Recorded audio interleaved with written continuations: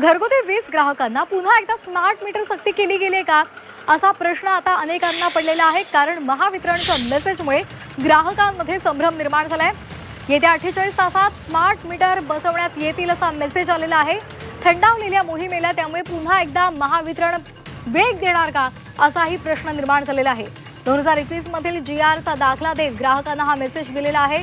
2 दिवसांपासून घरगुती ग्राहकांना या संदर्भातले मेसेजेस येत आहेत आणि त्यामुळे आता नागरिकांमध्ये संभ्रम निर्माण झालेला आहे। आताची महत्त्वाची बातमी आपण पाहतोय, स्मार्ट मीटरची सक्ती पुन्हा एकदा करण्यात आली आहे का अशी चर्चा सुरू झालेली आहे।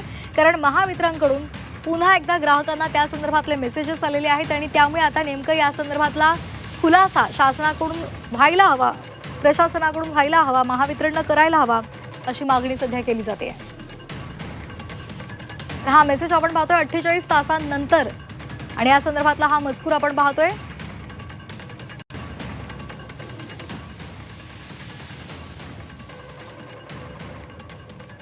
स्मार्ट मीटर संदर्भात मला मेसेज आला की 48 तासामध्ये आम्ही मीटर लावणार आहोत।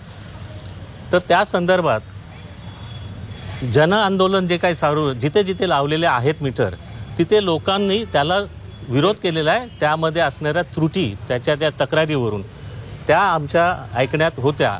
सोसायटीची विना परवानगी घेता हे मीटर लावणं सुरू आहे असं आमच्या MIDC परिसरामध्ये काही सोसायट्यांमध्ये ही घटना घडलेली आहे। ते निदर्शनास आलेलं आहे त्या स्मार्ट मीटरमध्ये की बिल जास्त येते।